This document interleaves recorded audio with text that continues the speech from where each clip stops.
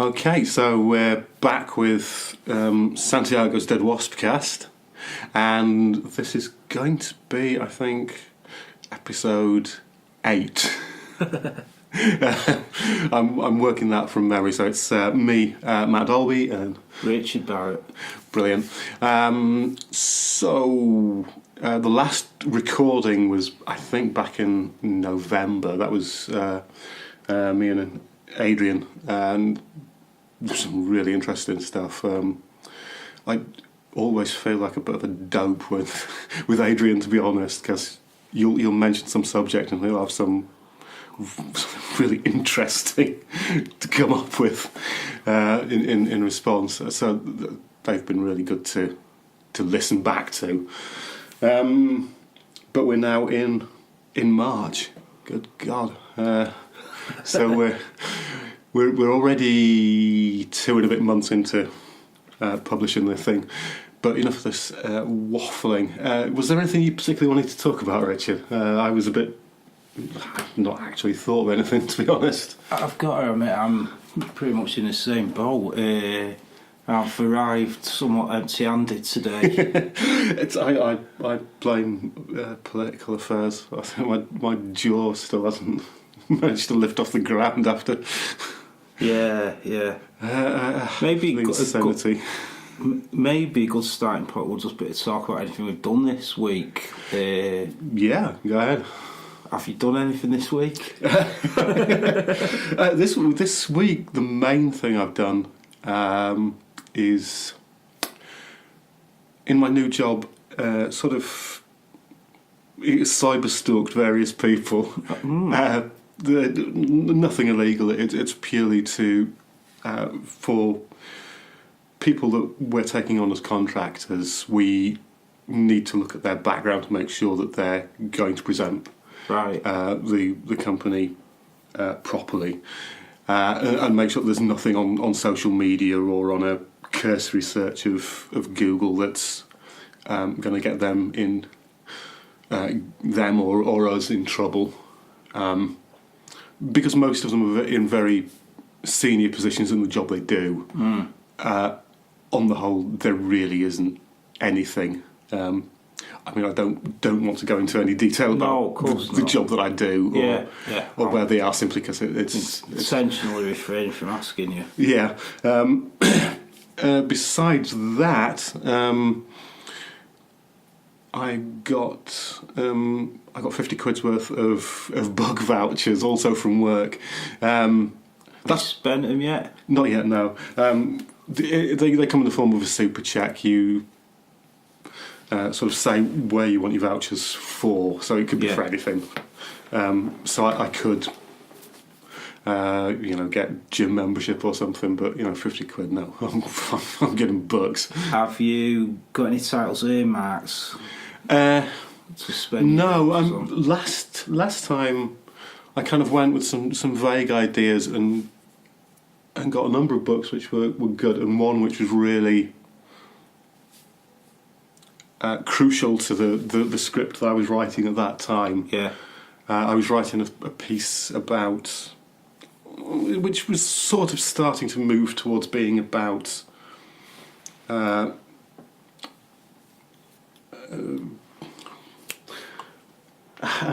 I knew this. Was it the Drowners one? Yeah, the Drowners, which was about altered mental states, meditation, that sort of thing.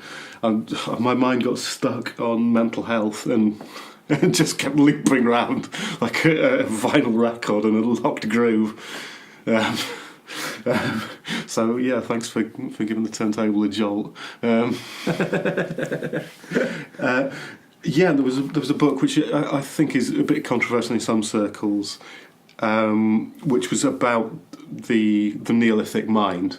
Right. And it was about religious thoughts, ritual behaviours, art, and how all this related to meditative and altered states, whether they were achieved by meditation, by dance, by auditory driving, by getting pissed, whatever.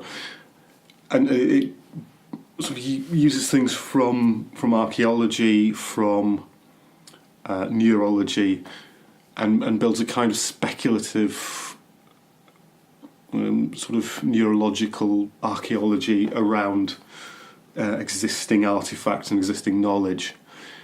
And I can see why you can make an argument with it, because it ends up starting to build supposition on top of supposition. I don't know the particular book, but I'm guessing it came out a few years back. It's relatively recent. Okay.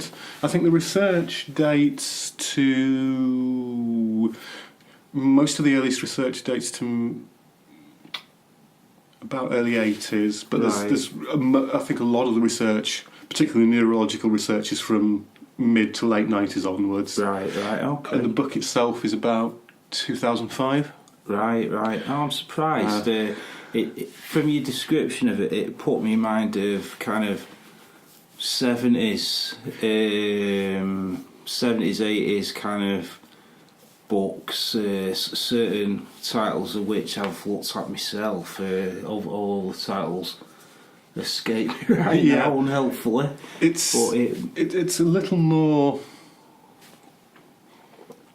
It seems a little sounder than some of those books, I think, would be, in as much as there's definitely neurological research feeding into that in terms of both what brainwaves appear to be doing in while people are meditating, whilst people are praying, whilst people are kind of driven into a trance state by music, and also in sleep and hypnagogic states, and talking about both people, necessarily people's subjective experience of hypnagogic hallucinations, which seems to be fairly clearly classified in terms of what people experience and see. And it starts from fairly simple things like geometric shapes and colours, right, through to more complicated things like grids and tunnels, right, and then progresses eventually to very complicated visual experiences. And this book sort of draws from that and makes relatively convincing cases that images that are found in some archaeological sites and descriptions that we find in later religious philosophical texts are perhaps indicative of these states. Now it goes a little further than that and starts to kind of postulate a kind of speculative, almost cosmology. Yeah. Which might well be a couple of steps too far, but nevertheless, it does sound really. But I think in terms of a sort of speculative archaeology, which is really what I think this is. I think that's worth doing, because then other people can look at that and pick it apart and say, okay, you've got a definite weakness here. This might be right. There's and as it happens, I read also one of the books that I got from my mother's house after she died, which is one that I'd bought her years ago.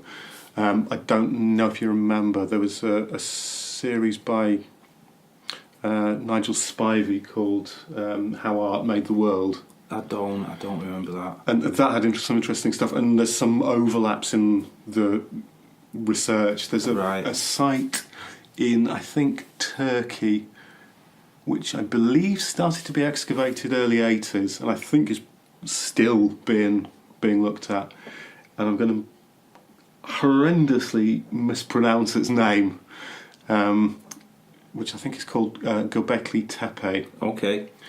And they found what appear to be constructed sort of underground or currently underground anyway, ritual spaces, which appear to have been used solely for rituals and perhaps to slightly mimic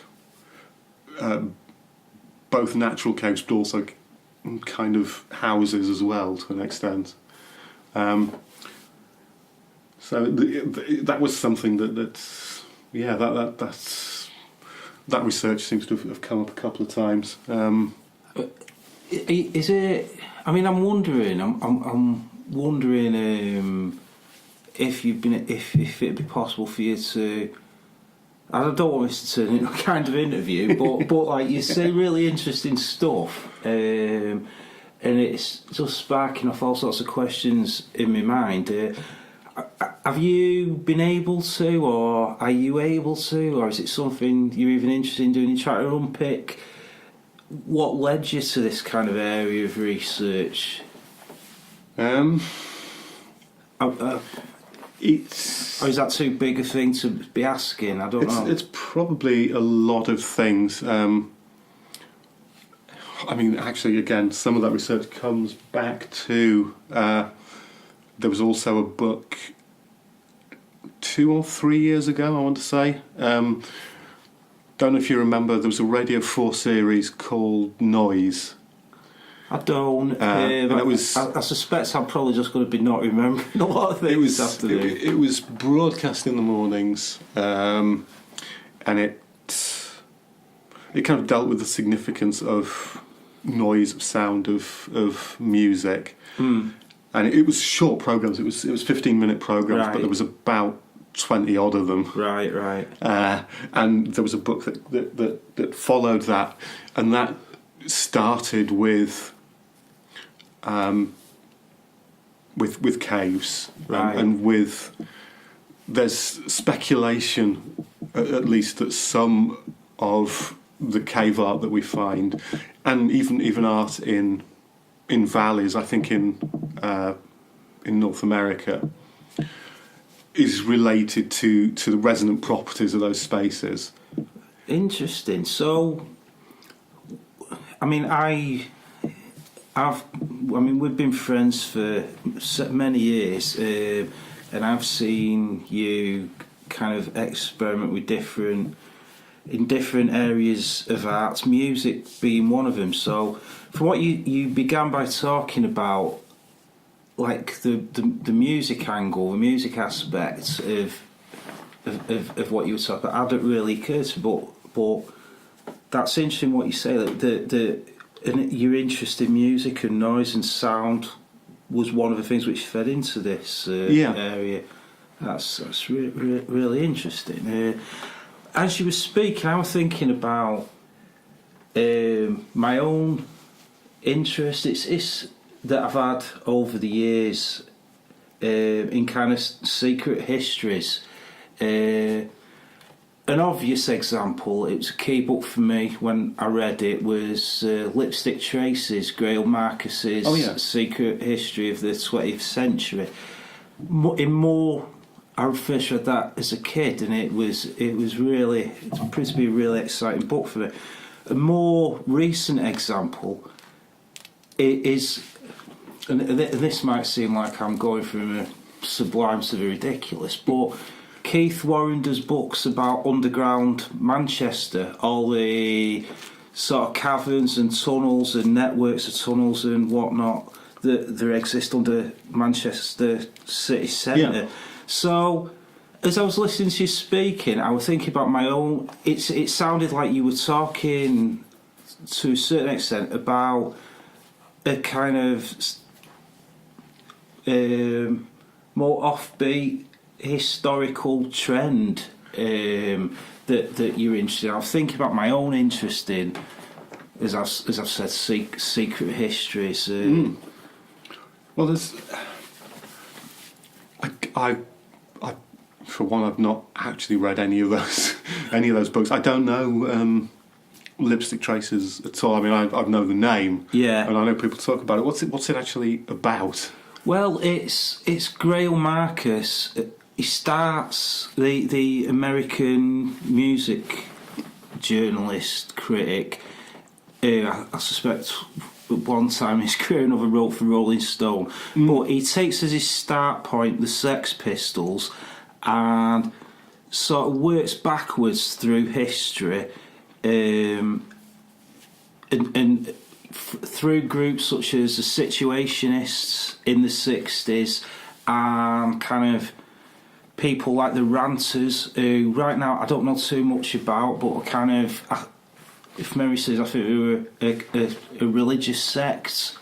And he goes back through all these groups, like radical, political, religious groups, and he says like the Sex Pistols and punk more broadly to a certain extent is the latest manifestation of this trend which has run throughout history. I think it was I think a lot of people took exception to his thesis when the book appeared, and I can see the reasons why they might have done that. But nevertheless, whether you buy into the thesis, whether you accept it or not, it's interesting. Yeah. And the fact that it's interesting seems to me justification enough. It doesn't need to be 100% accurate. No. It just needs to be interesting and suggest interesting connections.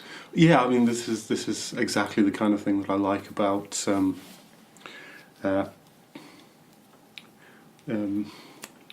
Jonathan Meades. Yeah. And to a lesser extent, Adam Curtis, although they're doing slightly different things, but that their documentaries are, as far as I can tell, deliberately tendentious. Yeah. They're not trying to tell you an absolute truth. They're sort of sparking off a lot of ideas and associations and their interpretation of that. Another book, which I've just remembered, which does something similar. It's not really. It couldn't really be categorised as a secret history, but it's written by a poet, an American poet called Kent Jones, I think his name is, and it's called The Question Mark Under the Sun.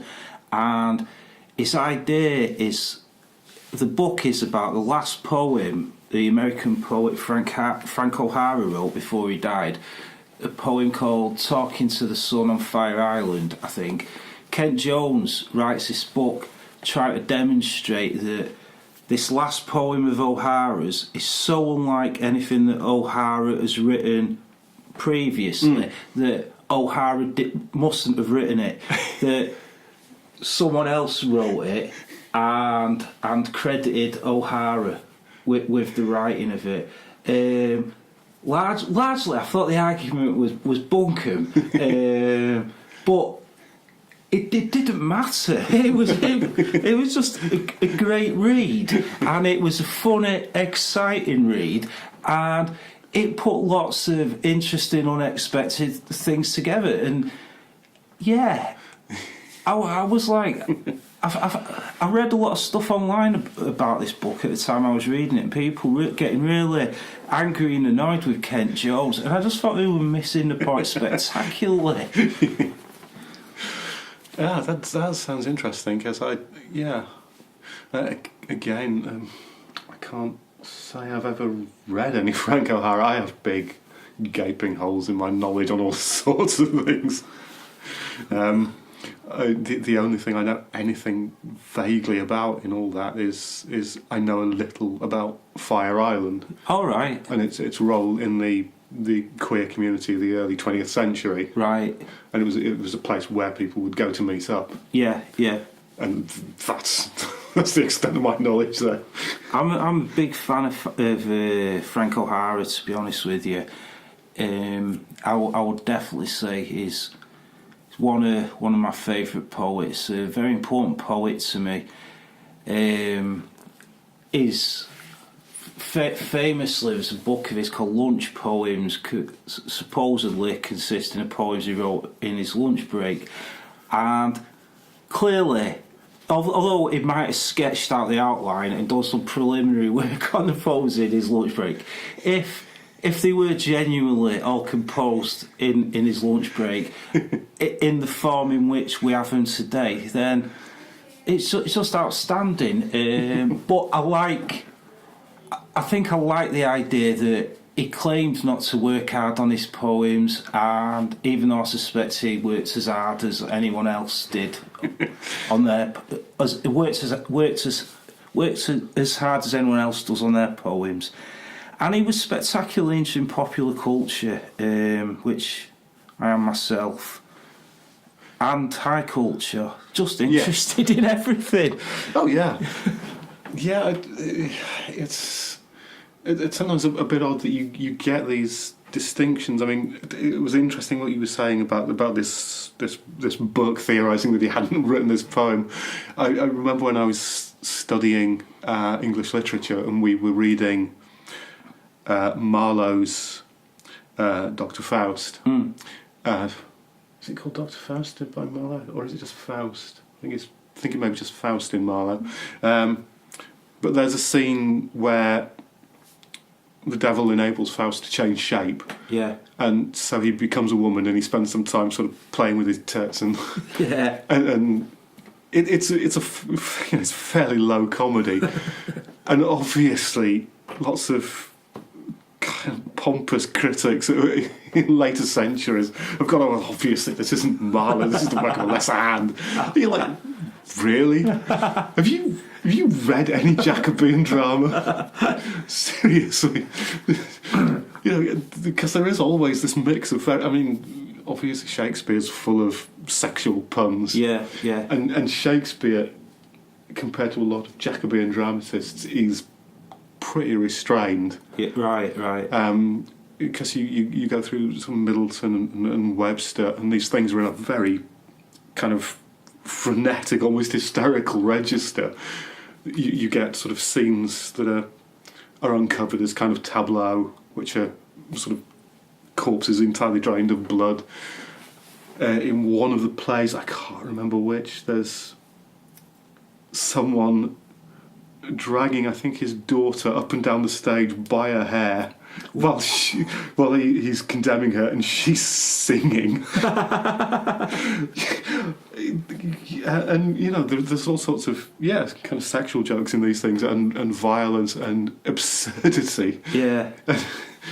And it's one of the reasons I like a lot of writing from that era, because it's not just the language, but the sort of art, the whole presentation, everything has this intense kind of rude vigour. Yeah, yeah. And it doesn't really care, or it doesn't seem to care particularly about niceties. I mean, there were sort of all sorts of theories about theatre and how plays should be structured, and they had their whole kind of 5-act structure that they tried to use, and you had lots of different sorts of theatre. So masks were very different from sort of commercial theatre.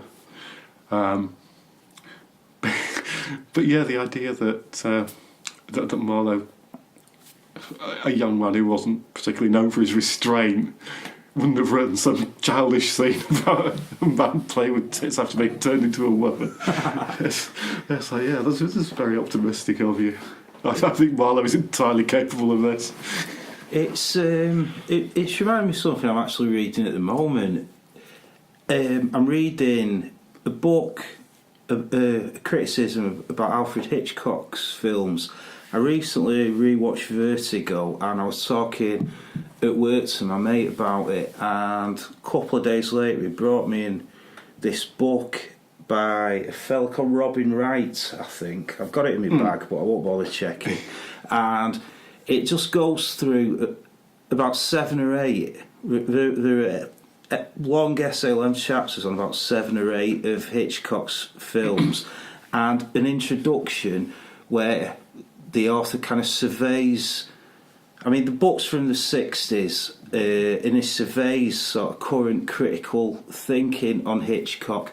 And one, he has no time for most of what's been written about Hitchcock at that point. He thinks Hitchcock doesn't get the respect he deserves from the British film critics, by and large, and the French film critics who did give him a lot of respect. He kind of doesn't have much time for them either, because he thinks he's taking a wrong approach to Hitchcock by not focusing entirely on what Hitchcock puts on screen, but like trying to figure out what Hitchcock's intentions and aims might be. Yeah. And this is entirely wrong according to Robin Wright. And I happen to believe is correct that it is wrong, but I think he's a bit harsh on the French critics. But he mentions someone else who thinks he's taking the right tack, and this other guy who he talks about in the sort of literature review at the beginning of the book. One of the things he likes about this guy, his name I can't remember, is that he feels no need to apologise for Hitchcock's excesses, for the fact that Hitchcock wants to entertain his audience. And, you know, why should an apology be necessary for that? Films, after all, like every form of art, are meant to be entertaining. I would argue if a film doesn't entertain us on some level, and we can find our entertainment on many levels, if it doesn't entertain us on some level, then there's something a bit wrong with the film. Yeah. Although, I've seen a few films this year. One of which arguably people haven't found terribly entertaining. Would that be Silence? Yeah. I really liked it, to be honest. me too. But I think when I talk about entertaining, sometimes like I personally can, maybe entertaining is not the right word, but even if a film can be like hard work, it can even be kind of arduous. But you can feel like you've achieved something by getting through the film. So yeah, I'll forget the word entertaining. But even with hard work, arduous films, but you can exit the cinema with a feeling of having achieved something, I think. Yeah. Anyway, you best get me off films, Matt. Else we'll talk about nothing else for the rest of the afternoon. Yeah. Well, you were also talking about the guy who's written the books about underground Manchester. Yeah. Which again I've not read. But you have. Which is a bit of an oversight. You have spent some time yourself in recent years exploring kind of peripheral spaces. Yeah, although I've not really gone. I didn't go back to it last year, but I might again because I'm noticing sort of other spaces opening up as old ones get closed off, new ones open up. But I've not. I mean, the two that I particularly enjoyed. I think there were 3 or 4 that I looked at, but the 2 that I really enjoyed. One was up near. There's a shopping centre, the name of which escapes me, sort of up Cheetham Hill area. Right. And near there was. I was walking around and I noticed there was obviously a dead space in a sort of industrial estate. You could see. There was sort of industrial estate buildings on one side, and you went down, and there was industrial estate buildings there, and you could see these tall trees. There's nothing obviously, these buildings and their grounds weren't going very far back, and then you walk down third side, and there was still no obvious way in.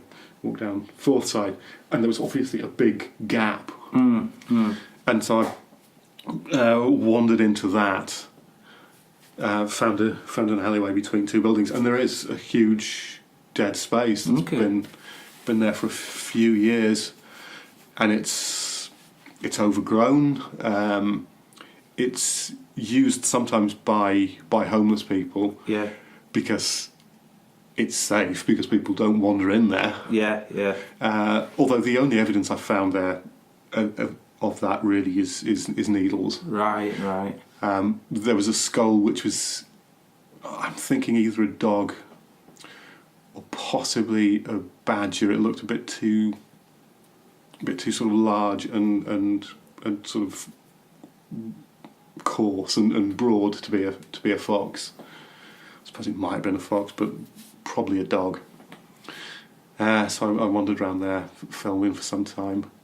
And that's probably going to remain a dead space for a while because there's no obvious reason for it to be developed. Right. Because there's no obvious access point to it. It's just whatever access point there was has now been developed into part of an industrial estate. Yeah. So until and unless that industrial estate starts to clear out and those buildings get removed, then there's no reason that will ever be developed. And the other one was I think it used to be the Red Line. It's or something Red Line. It's a train track that goes from Victoria, and you know when you take the train out going to Bury or in that direction, there's kind of sort of three tracks. You've got the tram track to Bury, you've got another one going partly that way that takes you out to wherever, I guess Ramsbottom and places beyond, and there's a third one that sort of turns off a bit later. This immediately out of Victoria, rather than going straight on or going right, cuts left, and I think it was a spur for the Royal Mail. Right. It may have had other kind of industrial purposes, but it curves out and then comes back a little way. And there's a whole set of superstructures. You've got it's built on a viaduct. Then at other points on an embankment, and there are currently used roads that go under it, and lots of things that interact with it. And at a later stage, it goes over it goes under another viaduct that again isn't in much use. And so it was interesting wandering on that. So wandering from kind of outskirts of the centre of the city right into the centre of the city on this overgrown place, and you can walk straight onto the actual tracks if you carry on. Did you ever? I'm not sure now whether I'm remembering previous conversations we've had, or I'm just imagining conversations we never had. But my previous house in Peel Green, just beyond Eccles, I used to walk to work, which involved walking up Eccles New Road, long stretch, and near Waste up Eccles New Road, you could see a railway track, a dead railway track, which just curved from somewhere to somewhere. Yeah. Am I right in thinking you explored that? Yeah, I did. I'd seen it. I'd seen it both from Eccles New Road and wandering down whatever the low road is. Right. And I walked onto that. That runs from what's now currently a tarmac site, and it curves around and it goes out, and it actually does join onto the existing railway. Okay. And it doesn't look like it's been abandoned that long. It's not massively overgrown. Right. Although it is dead. It's not in use, and there's some points where it's really obvious that it's not in use. Do you ever do any kind of historical research into these sites? No. No, because I'm lazy. I'm more interested in the sensation than... Yeah. Although that, I'm sure actually with all of them there's interesting stories. Yeah. I mean, particularly this space that's entirely isolated from the rest of Manchester. Yeah. By this, how that happens. Like, there's in Eccles there's an old theatre called the Crown Theatre, and I used to pass it twice a day, every day for all of my life till we moved recently, and it outside it now appeared 18 months ago were all big banners saying "Save the Crown Theatre," blah blah blah. Yeah, I've seen those. Yeah. And I've seen it. I've seen photographs somewhere of the inside of it, and it seems very much a skeleton building and a kind of shell, but you can still get a sense of what it would have been in its heyday. And I think I was always tempted to try and gain access to that to have a look inside. I mean, I never did, but often it would occur to me to. And near where I live now, in Stretford, at the top of Chester Road, not far from where I live, there's an old abandoned cinema called Longford and Essoldo Cinema. I think that's what it used to be called. Hasn't someone either bought that or got plans to develop it? I don't know. Reopen it as a kind of cinema or sort of art space, or develop it in some way. I know there's plans to do something with the old town hall, which is facing it. Yeah. Could it be that you're thinking of that, or have you definitely heard something about the cinema? I think someone had said something about the cinema, but that would be fantastic. It's just such a... For anyone who doesn't know, like, I always think of it as a kind of... Even going back to when I was a little kid, I always used to think it looked like a kind of futuristic spaceman's element or something. It's just a long building which it faces onto Chester Road, and it goes back quite some distance, and it's got a curved frontage rather like a helmet, and a kind of central raised spike bit. And what all I knew was that it's been empty and disused for about 20 years, and the owner, no one could get in touch with the owner. But right. If you're... I've not heard anything very, very current about it, so if there are plans to do it up, that would be great, because it's a lovely building, and I think with the right people involved, something good could be made out of it. Yeah, there's... I think I'd like to... There's a bit of research I might actually do. And by research, I mean an idle half hours Googling until I get bored. You obviously know the building yourself. Yeah. I've walked past it. It's interestingly located. I guess the problem with it as a commercial venture would have been there's an absence of parking really nearby. It's sort of well situated if you're on foot or if you're in the area. Yeah. But there's not really anywhere. Well, you've got Stretford Mall car park just across the road now. Yeah. So maybe that it'd serve a purpose. Anyway, I'll wait and see. Interesting to see what does happen. Yeah, that theatre I've passed a couple of times, but I'd really only noticed it since I saw the banners. Yeah. The other one that reminds me of is the Hulme Hippodrome. Oh yeah. Which used to be it's the place that used to have the sort of fragments of signs. So for years. For well over a decade at least, it said Bingo Jesus on it, which is cropped up in band names and titles of poems and songs many times. And that, I don't know who owns it. I know part of it is rented. Some of it is used for rehearsal space. Some of it is rented by Christian groups. Some friends a few years ago put on a gig in the actual main space, and it's still really impressive, even though it's badly water damaged and neglected. But I remember having a conversation with friends at the time, because although it might be the same Christian organisation, they're using a different name, but at that time it was Gilbert Deya Ministries. Okay.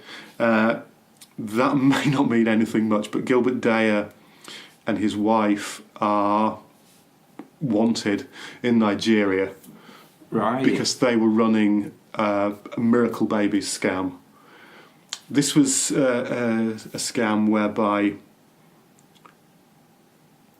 childless families in the UK who were part of his ministry would go to Nigeria and then miraculously come back with a baby. Bloody hell. And the accusation is that they were buying children from poor families, then taking money from families in the UK and giving them these babies. And obviously there's no checks and balances on that. There's no monitoring. So there was kind of discussion between my friends who were putting on, I think it may even have been Gilbert Deya Ministries that owned building. Okay. And releasing it, and there was discussion between my friends and the people who were putting on this gig and the council, because obviously the council, although they may be a bit rapacious when it comes to putting up shit buildings in Manchester, clearly they draw the line at potential child kidnapping. So I don't know what the state of play is with the ownership of the building, or with Gilbert Deya, or. Well, I feel like we keep coming back to this idea of secret histories, really.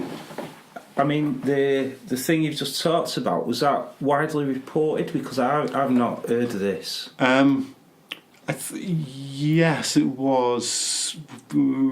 Probably not, not front page news. It was sort of back of the paper. I don't know if it was reported in the local press at all. Right. I kind of knew about it because of some of the forums that I spent time on. Right. Because clearly someone who's claiming to give people miracle babies is either discovered something about medical science that we don't know, or is up to something shady. We're